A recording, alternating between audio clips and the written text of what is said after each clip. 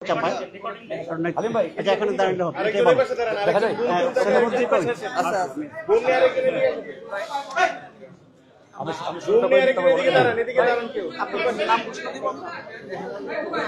আমি বলে দিচ্ছি।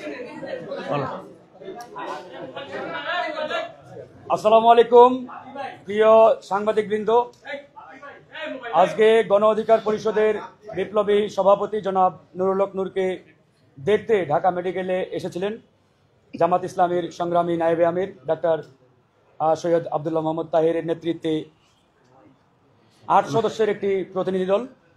এখানে জামাত ইসলামীর নেতৃবৃন্দ রয়েছেন সহকারী সেক্রেটারি জেনারেল মাওলানা রফিকুল ইসলাম খান, উপস্থিত রয়েছেন আমাদের সহকারী সেক্রেটারি জেনারেল আব্দুল হালিম ভাই, উপস্থিত মহানগর উত্তরের আমির সেলিম উদ্দিন ভাই, আমাদের দক্ষিণের নায়েব আমির আমাদের হেলাল উদ্দিন ভাই সহ এখানে ছাত্র শিবিরের সাবেক সভাপতি এবং আমাদের দেলওয়ার ভাই, ঢাকা মহানগর দক্ষিণের সহকারী সেক্রেটারি জেনারেল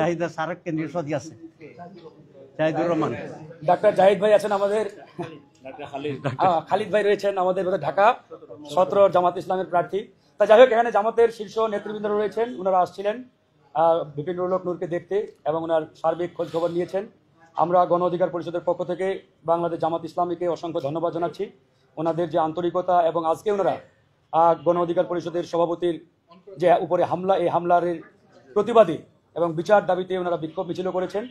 ওনাদের প্রতি আমাদের কৃতজ্ঞতা এবং ধন্যবাদ জ্ঞাপন করছি। তো যাই হোক, এ পর্যায়ে আমাদের তাহের ভাই বক্তব্য রাখবেন। বিসমিল্লাহির রহমানির রহিম, নাহমাদুহু ওয়া নুসাল্লি আলা রাসূলিল কারীম। সম্মানিত নেতৃবৃন্দ, আমাদের দুটো দলের নেতৃবৃন্দ এখানে আছেন এবং আমাদের সম্মানিত সাংবাদিক বন্ধুগণ, আসসালামু আলাইকুম ওয়া রাহমাতুল্লাহি ওয়া বারাকাতুহু। আজকে এখানে আমরা উপস্থিত হয়েছি অত্যন্ত বেদনার সাথে, বিস্ময়ের সাথে, আতঙ্কের সাথে।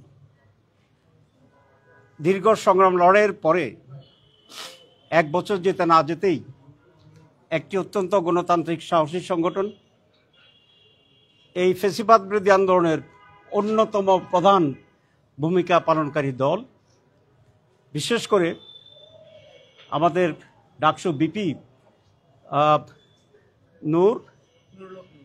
নুরুল হক নূর অত্যন্ত প্রমিনেন্ট এবং জনপ্রিয় নেতা এবং বিশাল ঝুঁকি নিয়ে সে আন্দোলনের নেতৃত্ব দিয়েছে এবং আন্দোলনের শেষ পর্যায়ে জেলেও গিয়েছে। আমিও জেলে ছিলাম, একসাথে আমরা জেলে ছিলাম। এরকম একজন নেতা, তার উপরে নৃশংস এই আক্রমণ, এটা কল্পনাতীত এই সময়ের জন্যে।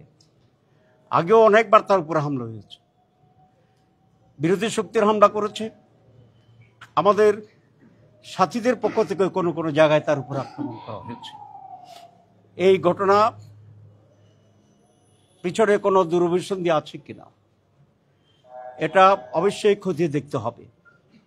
সরকার, আমি আশা করি, এটা উদ্ঘাটন করবেন। আমাদের দিক থেকেও আমরা এই পিছনে কি আছে সেটা বের করার চেষ্টা করছি এবং এটা আমরা করব। আমরা পুলিশের যে ভূমিকা দেখলাম এবং আরও অন্যান্য আইন প্রয়োগকারী সদস্যদের যে ভূমিকা দেখলাম, এটা আগের অত্যাচারের কথাই আমাদের স্মরণ করিয়ে দেয়। এই সরকার আমাদের এই আন্দোলনের ফসল এবং তাদের সময় এ ধরনের একটি ন্যাক্কারজনক ঘটনার পরে প্রায় 24 ঘন্টা হয়ে গেছে। এর ব্যাপারে যে যথাযথ ব্যবস্থা নেওয়ার কথা ছিল, সন্ত্রাসীদেরকে আটক করার কথা ছিল এবং সন্ত্রাসীদের পিছনে যারা মদত যোগাচ্ছে বা জুগিয়েছে তাদের উপরে যেরকম একটি সিদ্ধান্ত ব্যবস্থা করার কথা ছিল, আমরা এই সরকারের পক্ষ থেকে সেটি দেখছি না। আমরা এই জন্য চূড়ান্তভাবে নিন্দা জানাই, এরকম ন্যাক্কারজনক কাজ ঘৃণা করি এবং তাদের ব্যাপারে অনতিবিলম্বে কঠোর ব্যবস্থা গ্রহণ করার জন্য আহ্বান জানাচ্ছি। আমরা আন্দোলন করেছি, আমরা নিয়মতান্ত্রিক আন্দোলন করেছি, আমরা স্বৈরাচার বিতরণ আন্দোলন করেছি। এই সময়ে জনগণ এই সরকারকে সহযোগিতা করতে চায় এবং আমরা জনগণ আইন নিজের হাতে তুলে নিতে চায় না। কিন্তু জনগণ বিক্ষিপ্ত হলে, প্রতিরোধে যদি ঝাঁপিয়ে পড়ে, তাহলে ভারতের দালালদেরকে যেভাবে মোকাবিলা করেছে সেরকম একটি শক্তি এবং মোকাবিলা যদি করার পরিস্থিতি তৈরি হয়, তাহলে কিন্তু এই সরকারকে আর অনেক বেশি সমস্যা মোকাবিলা করতে হবে। আমি এই দাবি করতে চাই যে সরকারের পক্ষ থেকে চিকিৎসার ব্যাপারে যথাযথ ব্যবস্থা গ্রহণ করা এবং প্রয়োজন হলে দেশের বাইরে নিয়ে তার চিকিৎসার ব্যবস্থা গ্রহণ করা। আমরা জুলাই আন্দোলনে যারা শরিক ছিলাম সকলকে নিয়ে আমরা বসব এবং এই ব্যাপারে কি করা যায় সে ব্যাপারে আলোচনা করে আমরা প্রয়োজনীয় কর্মসূচি দেব। সরকার যদি এটা মনে করে যে পরিস্থিতি তেমন কোনো উত্তাল হয়নি, তাহলে এটা তাদের ভুল অ্যাসেসমেন্ট হবে। আমি আবারও যারা অপরাধ করেছে, যারা অন্যায় করেছে, তাদের ব্যাপারে আইনি সিদ্ধান্ত নেওয়া এবং তাদের দলের পক্ষ থেকে যে দাবিটা তুলেছে ইতিমধ্যে যে আওয়ামী লীগ তার সহযোগীকে নিষিদ্ধ করা, আমরা তাদের সাথে সহমত পোষণ করি।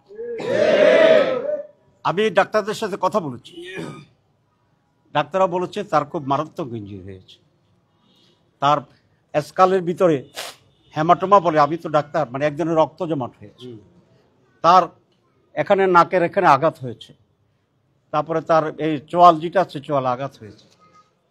পুলিশ লাঠিপেটা করতে পারে, হঠাৎ না চিনে একটা বাড়ি পড়তে পারে, কিন্তু যেভাবে রক্তাক্ত করেছে বুঝে গেল তাকে চিনেই করেছে এবং তাকে টার্গেট করেই করেছে।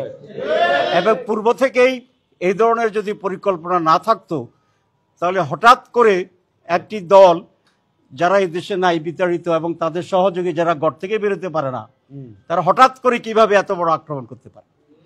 তাহলে আগে প্রস্তুতি ছিল এবং ষড়যন্ত্র ছিল, পরিকল্পিত ছিল এবং এর পিছনে শিক্ষার আরো আছে কিনা, অন্য কোনো উদ্দেশ্য আছে কিনা, সেই বিষয়টিও সরকারের দেখতে হবে এবং আমরা এই ব্যাপারে সজাগ থাকবো ইনশাআল্লাহ।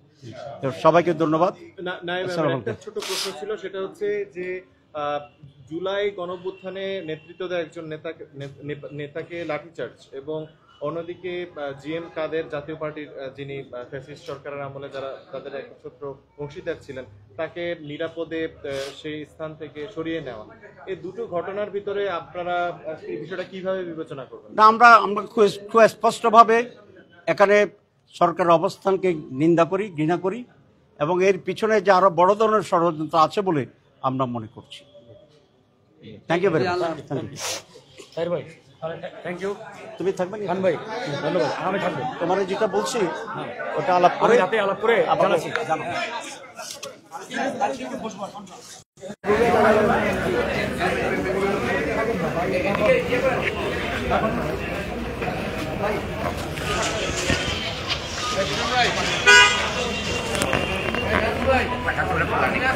আচ্ছা আচ্ছা